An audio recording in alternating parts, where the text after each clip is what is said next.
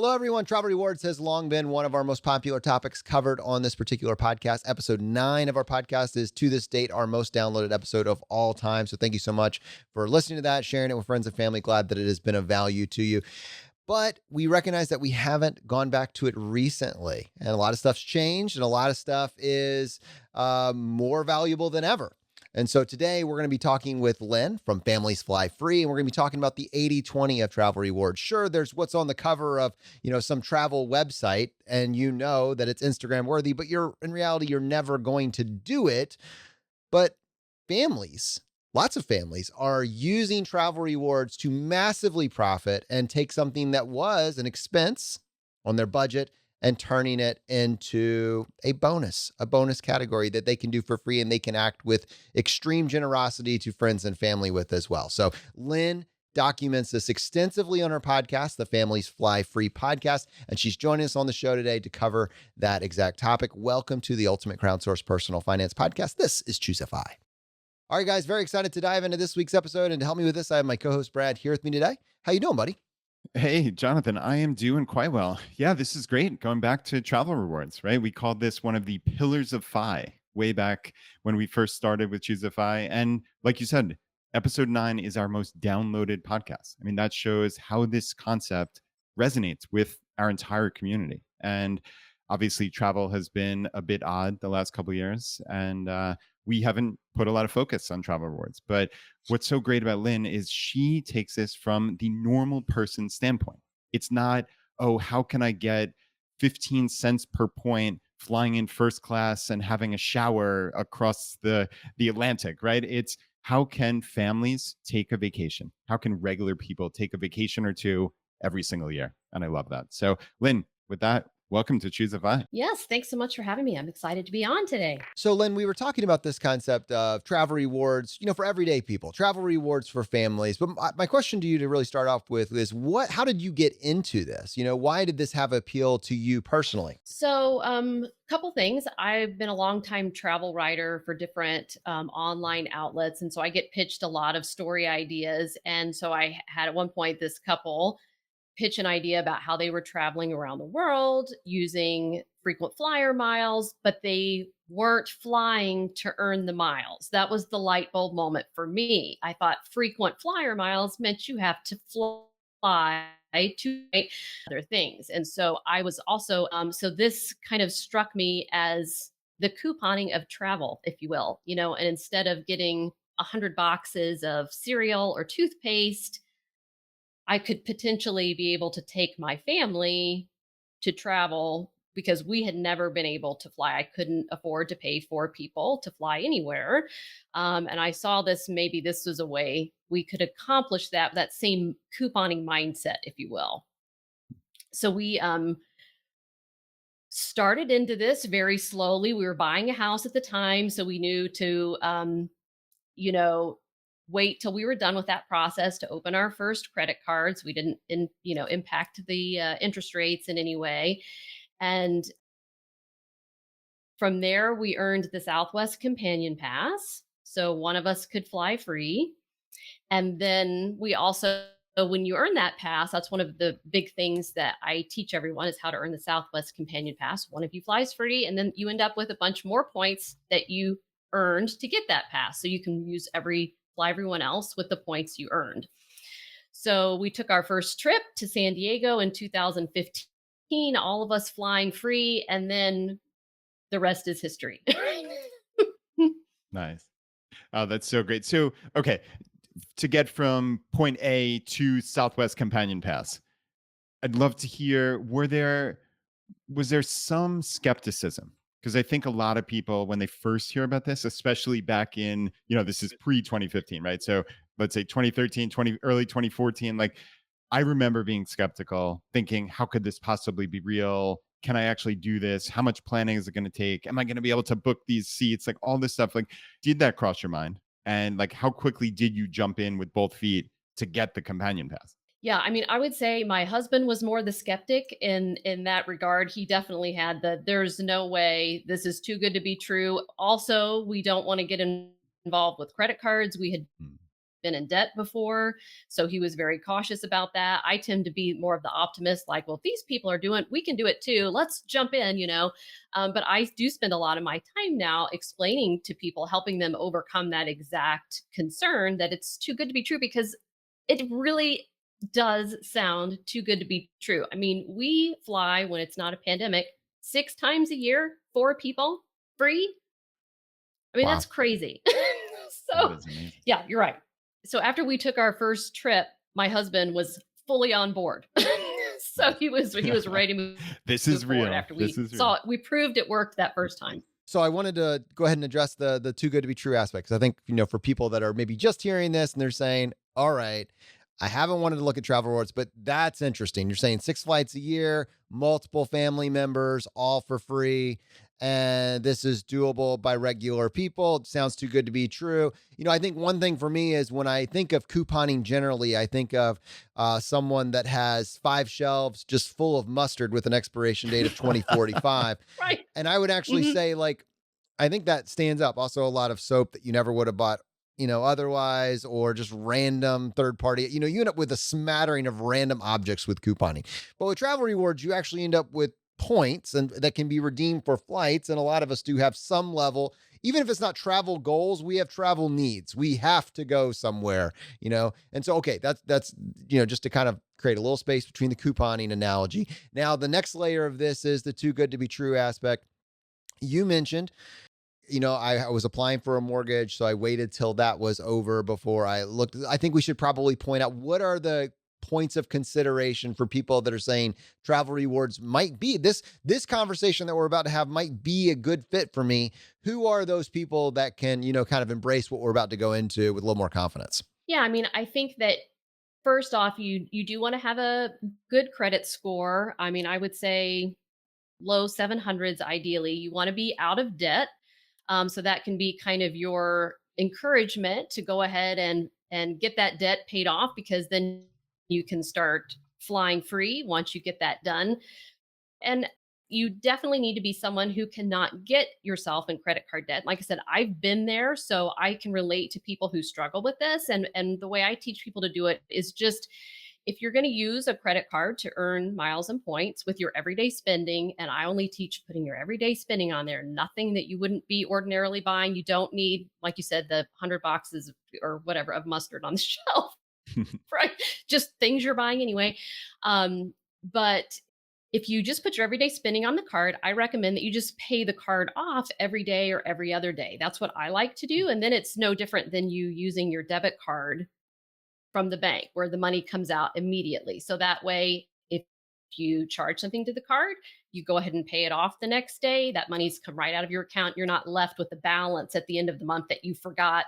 Oops, I put $3,000 of my everyday expenses on there, and I've already spent that money out of my bank account. So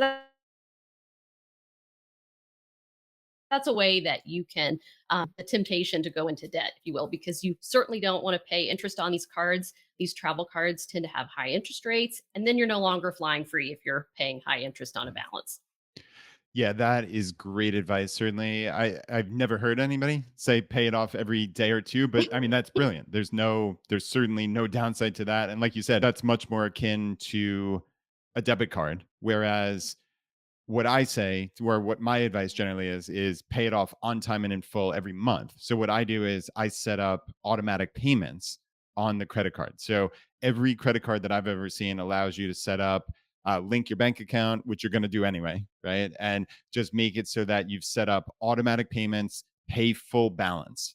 And then I don't need to think about it. And as I've discussed on Choosify in previous episodes, I keep a little extra buffer in my checking account, so that way I don't have to stress if my credit card bill is a little bit more than normal. I have a couple extra $1,000 sitting there just to reduce stress, basically. So I know that's not the optimal way to go about it, but just keeping that stress out of my brain is well worth the opportunity cost of whatever I'd earn on those couple $1,000. So yeah, that's kind of my method, but clearly you can't go wrong paying it off more frequently than that. Right. And so to your point, pay it off every day, or, pay it off on time and in full at the end of the pay period. But the key is, and I think a lot of people, when they hear that, credit cards have high interest rate, they think, well, if I put some of the credit card, I'm immediately paying high interest on this debt, so I shouldn't do it. And that's just, not a true statement. Credit cards actually give you up to one statement, completely interest free, which is up to like in Brad, in many cases, a 45-day window. And so, with that in mind, if we are using our credit cards responsibly, we're paying them off on time and in full, then we are not paying any interest. So it's really important for people that That's are the key. using the credit card to make it from one paycheck to the next. You're going to run into problems if you're financing your debt at high interest rates. But for those of you that are just using your normal spend, paying it off on time and in full, you're paying no interest. And whether you use the, more intentional strategy for people that are just getting started, like, all right, I'm gonna try and treat this like a debit card. So I'm gonna make a purchase, I'm gonna pay it off, or whether or not you're, going to take a little bit less intentional approach and just say, I'm going to use my normal spend. I'm going to pay it off at the end of the month or the end of the pay period, at the end of the statement Mhm. period. That's fine too. Just pick one of the strategies. Don't be option C where you're just like, well, I can afford the payments, you know? So, Lynn, I wanted to take just a quick step back for a second. And just to anybody who is hearing about travel rewards for the first time, I think a lot of this strategy is predicated on opening very targeted credit cards and earning these large sign up bonuses. Okay. So I think that that's what we're doing here. And again, as we've just spent the last 5 minutes talking about, this is for people who are responsible with their credit cards. Pay it off on time and in Right. full. Don't spend more Mhm. than you otherwise would, right? Like these are the critical things. They're probably maybe, let's say, 10 to 20 premium credit cards that we would recommend as the top tier travel rewards cards. You're usually going to see something like 50,000, 60,000 point bonuses up to 100,000 sometimes. For the audience, we have all those cards listed. If you navigate to choosefi.com/cards, so that page has all the top cards that we'd recommend in the travel rewards world.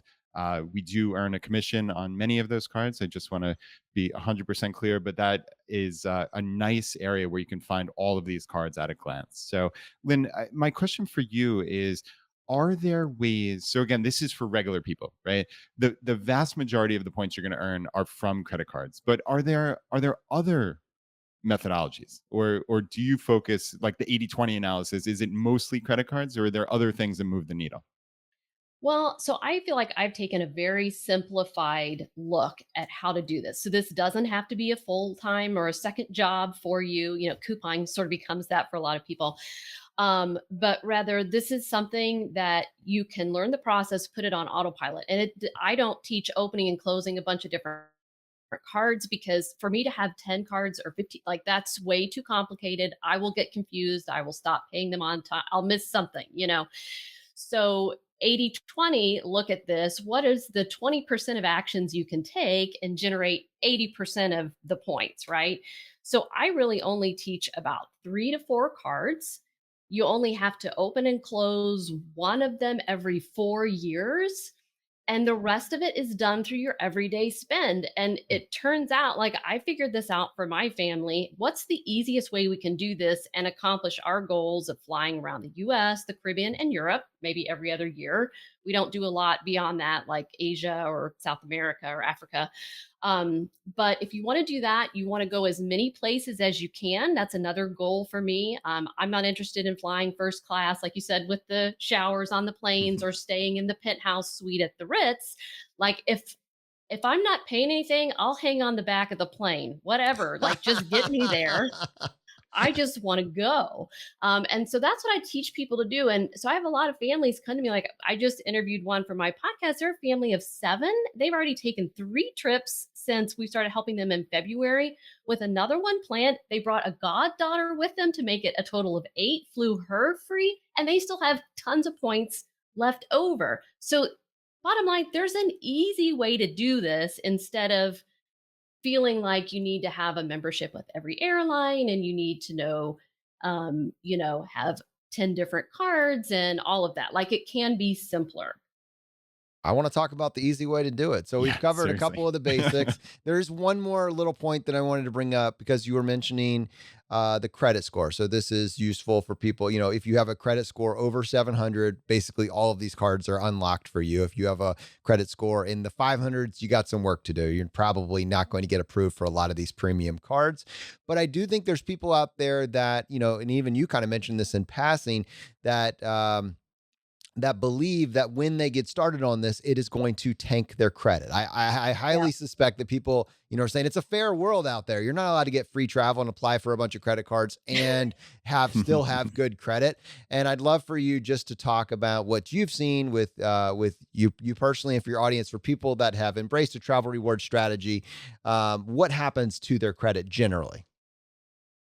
Yeah, I mean, it turns out your credit goes up. And in fact, this family of seven I just interviewed, he mentioned how that was a surprise benefit to him. Like he did not expect that for their credit scores to go up. So, and the reason behind that is the banks are extending you more credit and you're not incurring more debt. So, thus, your debt to credit ratio improves, and you're making regular payments on time, which is also a plus to your credit.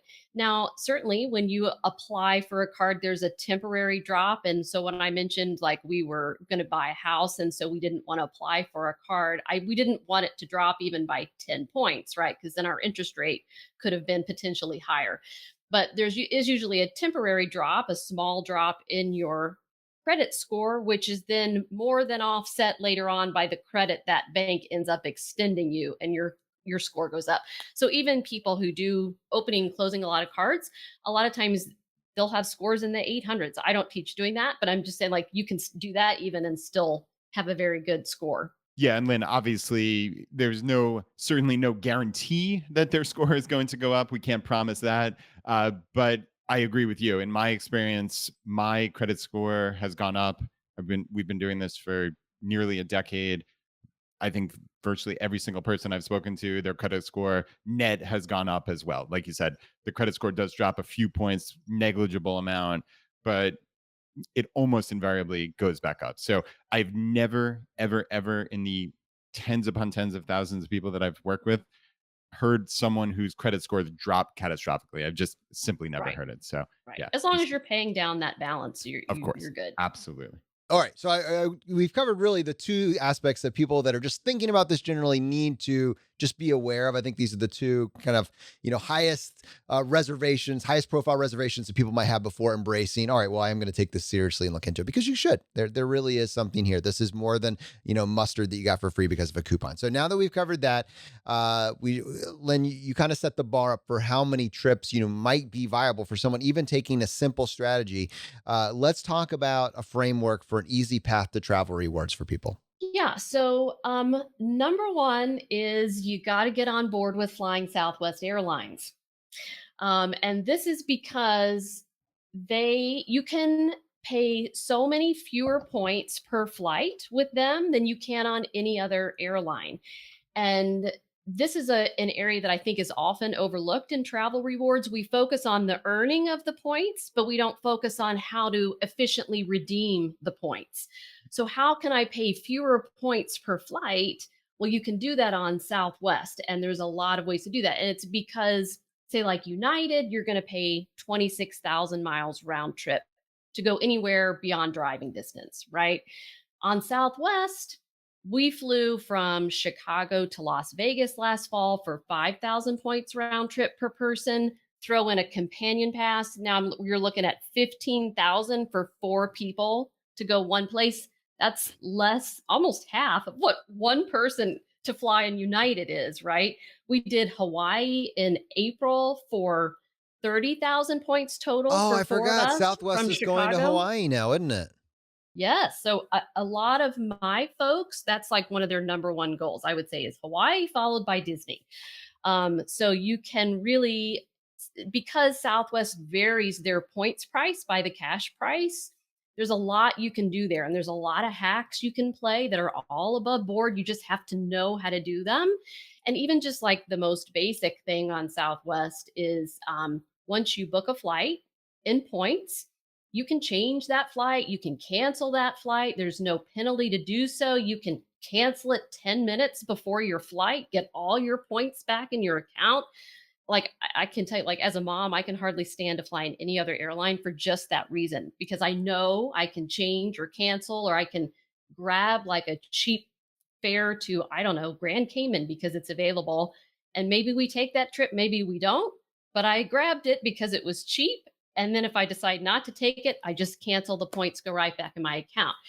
But so once you book a flight on Southwest, if the price drops, so like let's say I book it today and it's 10,000 points, tomorrow it's 5,000, all I do is I go online, I rebook it, and 5,000 points go back in my account. Can I just like clarify? It almost sounds like you were saying if you had to choose between paying with dollars and points, you would almost take the dollars and buy the points just because you would rather book with points. Is that what I was hearing you say there?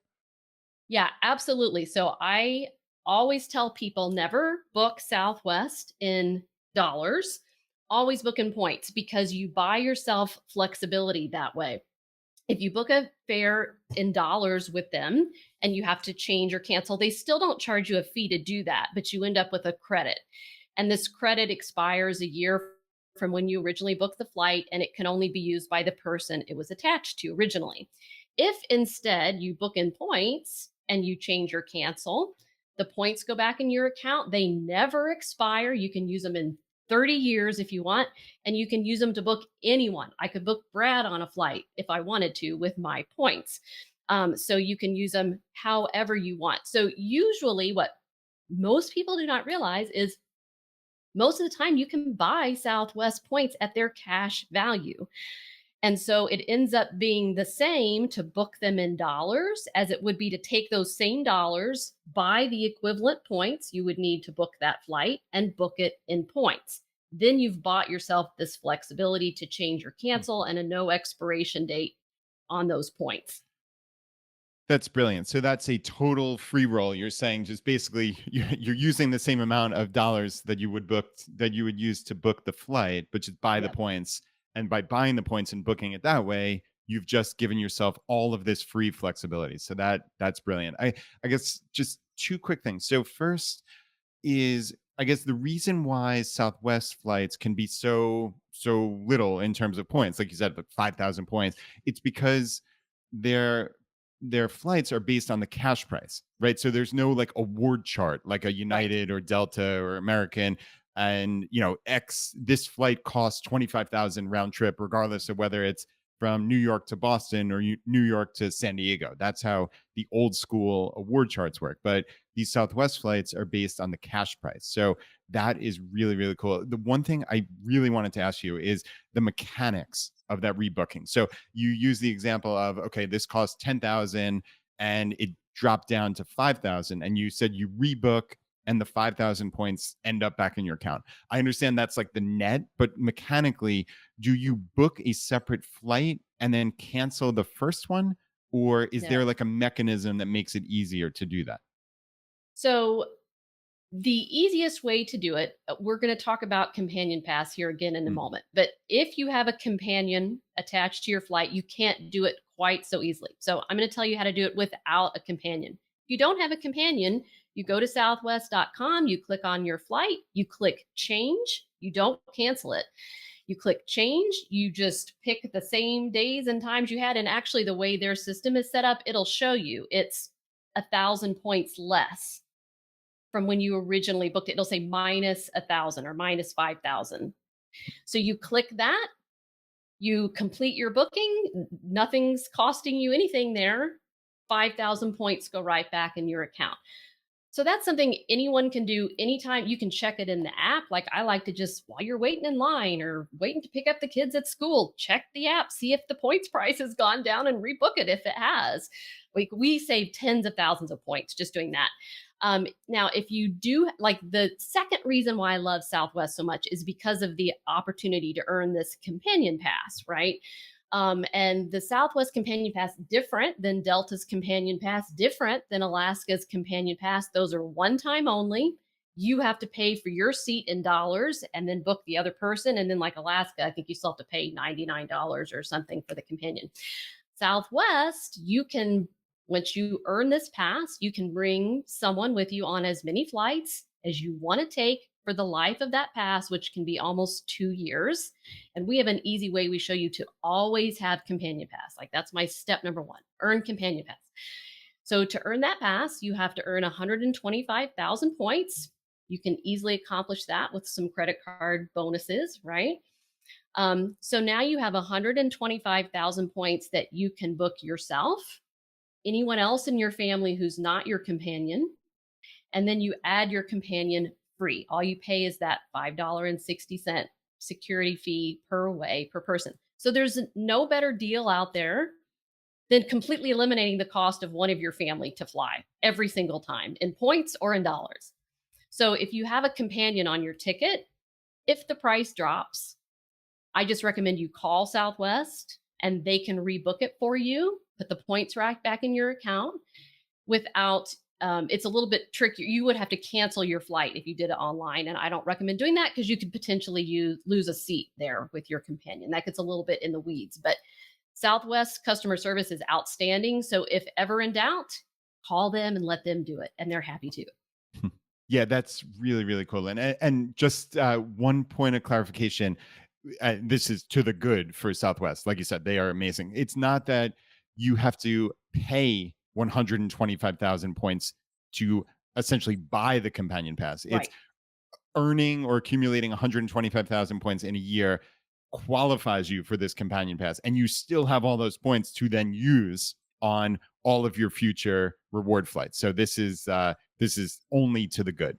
Right. So at the end of this process, you're going to end up with 125,000 points plus the companion pass if you did it in the right way. So that actually opens up a couple things that we need to discuss. So generally, the way that I think about points is, unless it's some sort of special category or special deal, you earn, at 1 point for each dollar that you spend. Now, tell me if I'm absolutely just wrong. Maybe it's $2 or $3 a point, but I think up front it's like you spend a dollar, you're going to make a point. So if someone's listening to this right now, they're saying, oh, great. So if I spend, just $120,000 in regular spend this year, then, on this card, then great. I'll be able to get this companion pass, and my partner will be able to fly for free. Sounds like winning.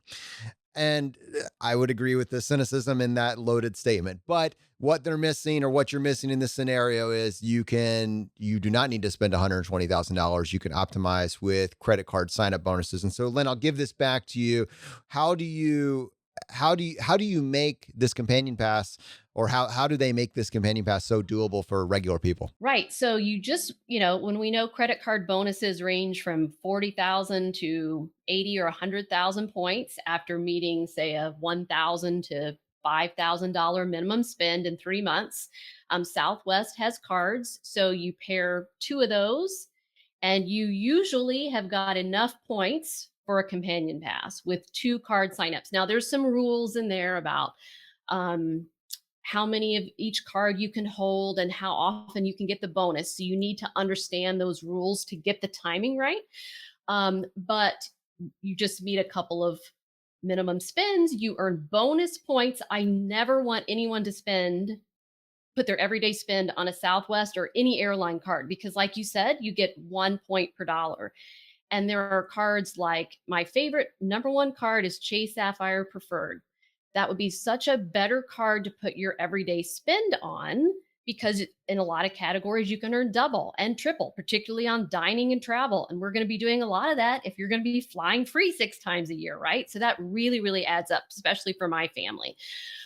You earn those multiple points. So you use the Southwest cards to meet your minimum spend, you get your bonus, you have your companion pass, and then you move on to a flexible card like Chase Sapphire Preferred. And that's the card you put all of your everyday spend on, and you continue to rack up points. And those points, so those are Chase Ultimate Rewards points, they can move instantly over to Southwest at a 1-to-1 ratio. So if you end up needing more Southwest points, move them over. But what I like to teach people is they can also be used for free hotel stays. You can even book vacation rentals with them. The way we teach flying to Europe, you can transfer them to that airline. So there's a lot of uses for those points. So you just let them sit in that Chase Ultimate Rewards pot until you need them one of those places, and then you move them. And when you've got 125,000 Southwest points, like look at my examples of we flew somewhere for 5,000 points per person, 10,000 points. Think how many trips you can take on 125,000 points. And see, now you're seeing how we get into 6 trips a year territory.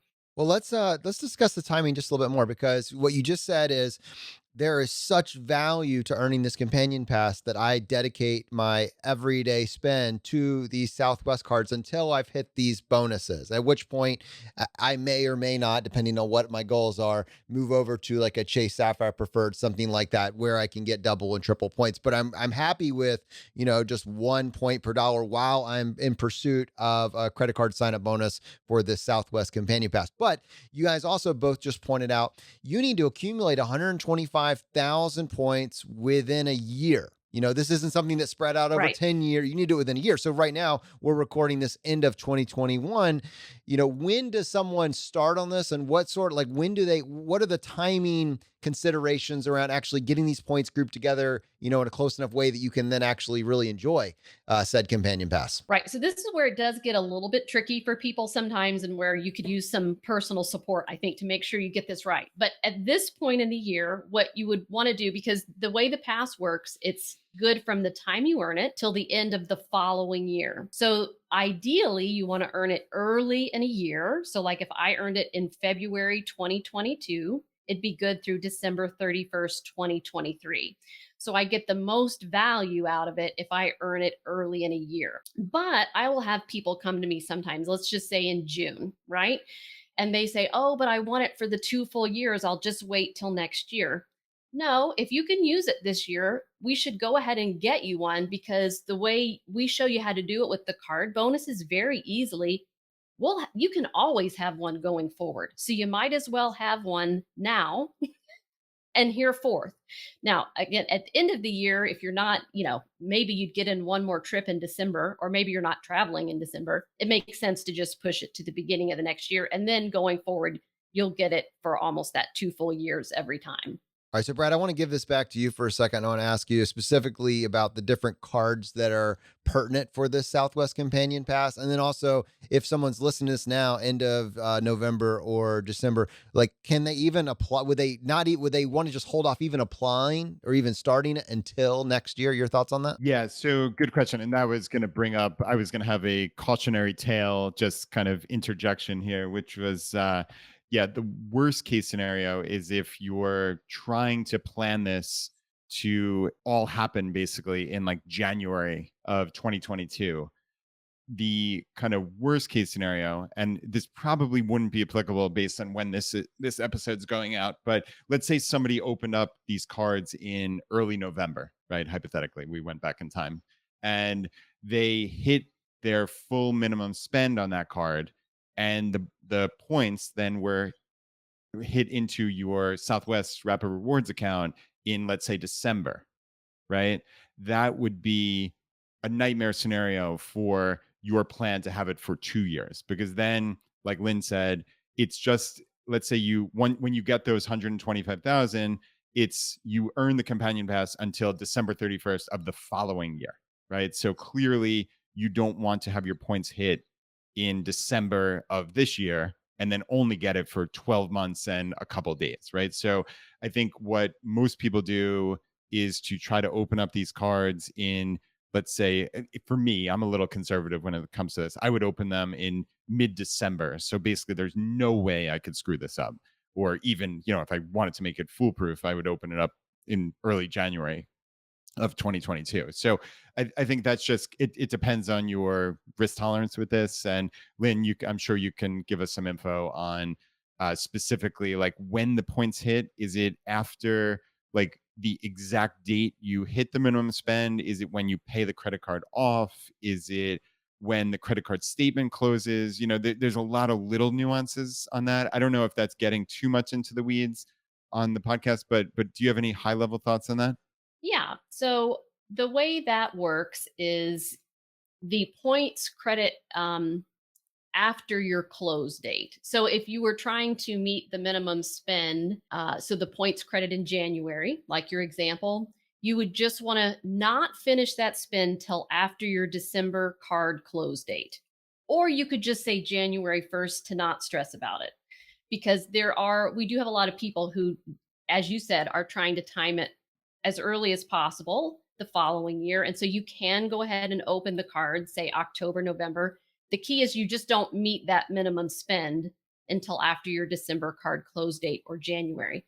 But even if you earn the pass, like you said, 12, you have it for next year plus a month, that's okay. Like we can still get you set up to have it for 2 years the following year. So it's like, don't despair if that happens to you. What you don't want to have happen is like you've collected 120,000 points this year and you didn't get the other five. Like I've seen that happen to people. So that's because you start over at 0 qualifying points on January 1st. Right. No, that is a brilliant point. Or right, another nightmare scenario would be if you had 2 cards, one closed and you got the points in December, the second closed in January, and then you're split because, like you said, you need to earn these 125,000 in one calendar year. So that's really important. And Jonathan, since you asked me a specific question 2 minutes ago, there are, at least to my knowledge, currently there's the Southwest Premier card and Plus card. There's also a Southwest Business card. So I guess really 2 of the 3 of those are going to earn you almost enough, if not enough points, based on the bonus at the time you open it. Lyn mentioned the Chase Sapphire Preferred card, and it's really important to note that, and this gets into the weeds a little bit, but the points when you transfer those Chase Ultimate Rewards points to Southwest, they do not count towards your 125,000 that you need to qualify for the companion pass. Okay. But they do count as Southwest points. All right. So they just don't count towards that 125K. But once you've earned the companion pass, you certainly can transfer those Chase Ultimate Rewards points, regardless of what premium Ultimate Rewards points card you have. You can transfer them over, and then, Lyn, they count towards utilizing your companion pass, right? Right. So you can use them to book free flights. Yep. They don't qualify for companion pass. And I'm glad you said that, Brad, because that's probably the number one mistake I see people make, is assuming they can move those points over and they will qualify for companion pass. And like another way I like to look at Chase Ultimate Rewards points, if you use them that way by moving them to Southwest, they're really worth double because you're bringing someone with you free on every point you use on Southwest. So you get the most value really out of your Chase Ultimate Rewards if you use them that way. And in terms of the Southwest cards, like this is important to understand in regards how you can keep earning the pass. So there are 3 personal cards, but you can only hold 1 at a time. And you can only earn the bonus once every 24 months. There are 2 business cards. You can hold both of those concurrently. So that's different than the personal card. So when you mix and match all of these, and we like to rotate it between spouses or traveling companions. So one has it for 2 years, the other one has it for 2 years. This is how we get to a very simple way to always have a companion pass without having to use your everyday spend. You just meet that minimum spend, you move on from the Southwest cards and switch to a flexible spending card. So you mentioned those cards and kind of the Chase has their own unique rules. Do the Southwest fall under those Chase restrictions? Are they included? And you said you're limited to 3. Help me clarify there. What would make, like, for a regular person that's just getting started, they don't have any cards right now, what are some that they would be looking at with a little more interest if they're trying to implement an effective Southwest strategy? So you'd want to get a Southwest personal card that would count as one of that. Chase has the rule where you can only, they'll only approve you for any of their cards if you've opened 5 cards or less in the last 24 months. So the personal card would count as 1.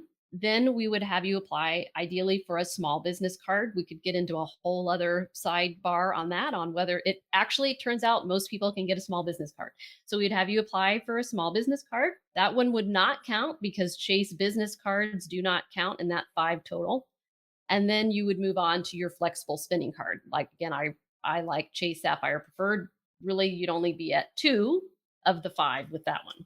Perfect. All right. And so this is the big point that I think people need to be aware of, is that the scariest part of applying for a business card is when it asks you for your EIN, I guess, or your tax identification number or something like that for your small business. And I believe, if you go through kind of an extended conversation on do I have a small business or not, when you come to the other side of that and you say, okay, yeah, this I do have a small business, or I have a side hustle, or I have a monetization opportunity, that's something that I'm pursuing, you can then just use your social security number in that case to apply for the business credit card. And that's just kind of the thing that I think people get hung up on.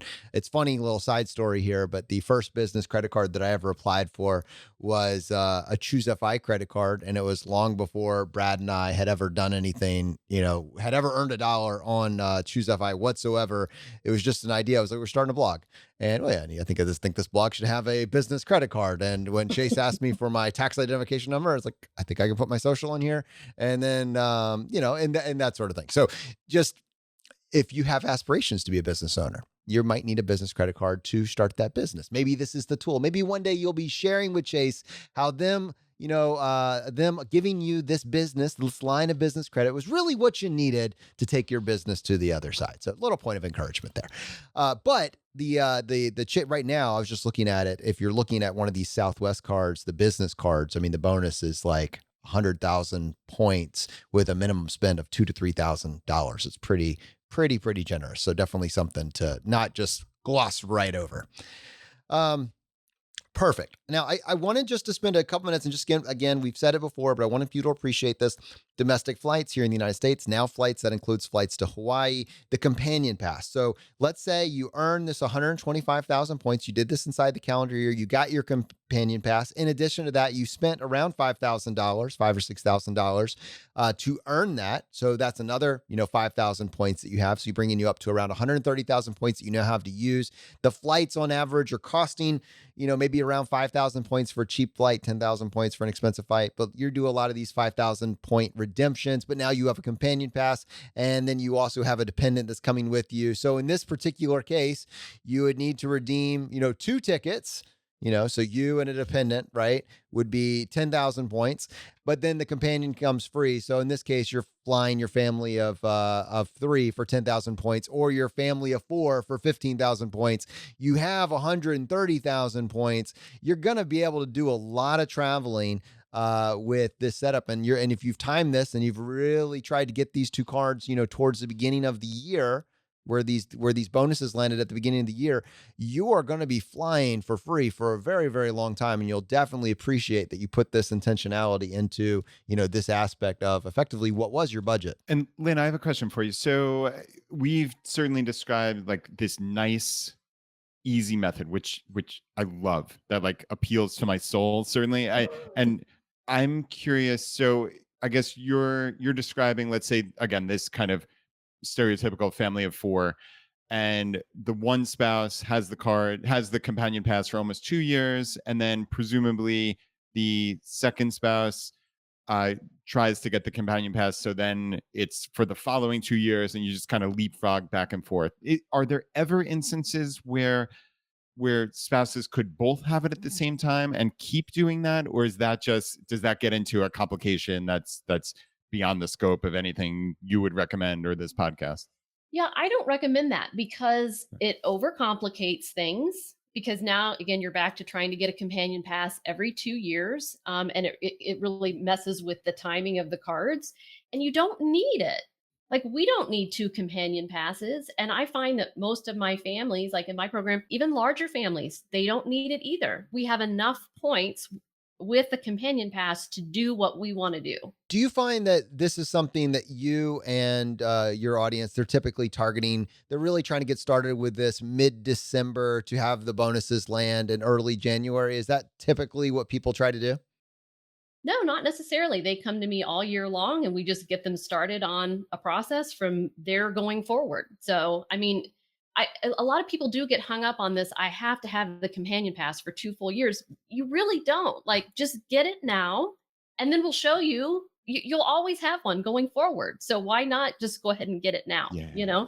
That is the critical point. That's the point that I have always missed on this. Is right. If you do this right and you continue leapfrogging, then you, from that point forward, you will always have the companion pass. So why? It's like crying over spilled milk, right? Like, you can't go back in time. So why not just do it now? And and have this optimized going forward. All That's right, so brilliant. the leapfrog, I just want to clarify. So if year one, spouse or is spouse is getting this, is year two the companion is now alternately, or is it year three that the companion is applying for it? So we do sort of get into this year end timing on that. So like let's just walk through it. Like let's say I'm going to have the companion pass for 2022 and 2023. Okay, roundabout end of 2023, my husband's going to apply Okay, for a personal and a got it. business card. His points are going to count in 2024. He'll have it for 2024, 2025. I do the same thing around the end of 2025. Okay, that totally nails it for you. So then the last piece of this, and I think our audience probably already got it, and if you haven't listened to episode 9 of our podcast, that will truly lock it in. Is well, when we're not, trying to lock down a Southwest Companion Pass, what else are we doing? What else are we interested in? And we mentioned it twice in passing, just the Chase Sapphire Preferred, or maybe you might be interested in the Reserve, depending on your own unique circumstances. But this one, I mean, just unlocks total flexibility. So what comes with travel? Well, a lot of times we travel somewhere via plane, but then we need to get a hotel. And by miles, one of the easiest ways to unlock flexibility, if you don't know what it is going to be, is something like the Chase Sapphire Preferred or the Chase Sapphire Reserve, being able to earn those ultimate rewards points and transfer them to, your partner of choice. Brad, I think last checking, it was something like 8 partners. Is that accurate? Yeah, I think there's 13 total partners or thereabouts, but yeah, there are a good number of hotel partners, and yeah, Hyatt is my particular favorite. But Lynn, how do you recommend people think about hotels or that type of accommodation? So, I mean, it is harder to stay free in hotels than it is to fly free. But if you follow this process we've talked about and you're putting your everyday spend on reserve or preferred, you end up with a lot of Chase Ultimate Rewards points that you can start to do some things like book free hotels with. And I agree. I like Hyatt also. I also like IHG. Those, and that would be they own Holiday Inn, Hotel Indigo, Intercontinental, Kimpton.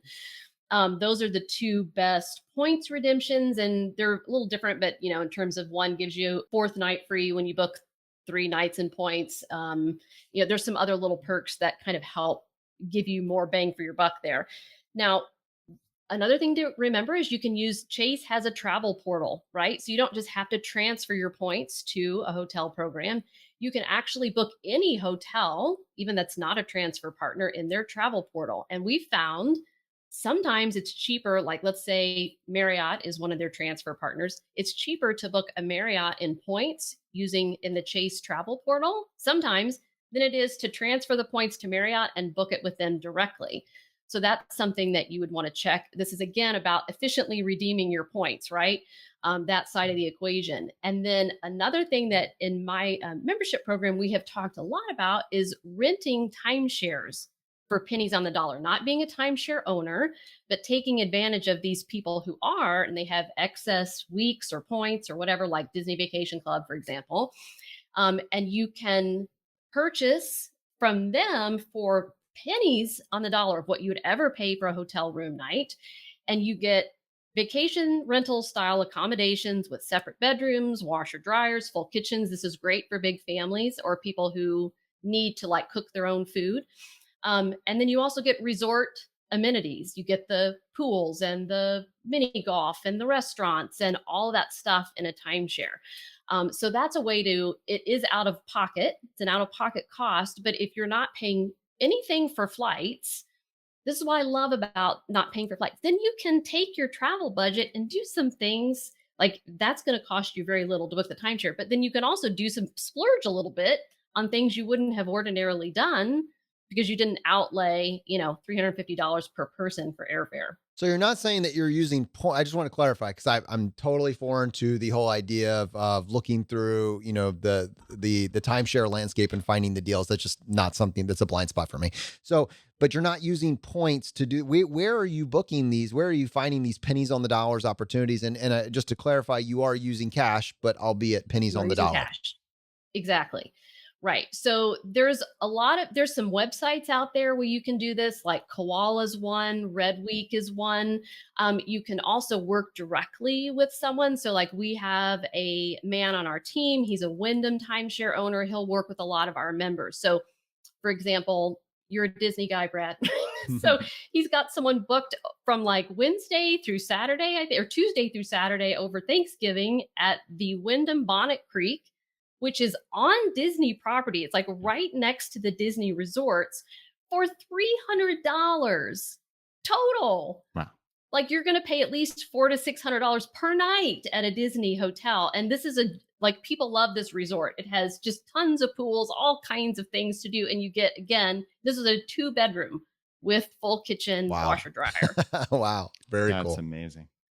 And yeah, the cool thing about travel rewards is, again, we don't want to complicate it, but there's always a way to save, right? Like even this is such a brilliant method, but you could use something like the Capital One Venture Card to pay for that. And depending on how the coding works, but there's a very high probability that could be coded as travel expense, and you could just wipe it out with your Capital One Venture miles. So there's always a deeper layer here.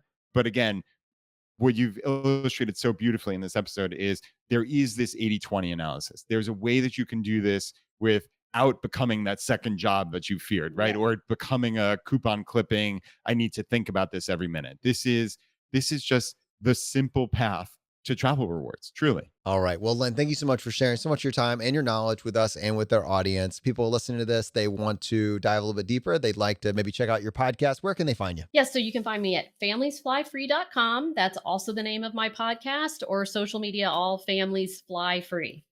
Lyn, thank you so much for joining us on the show today. All right, my friends, take action on this. There's a lot of money on the table. I mean, and you can unlock it just by taking this seriously and taking action.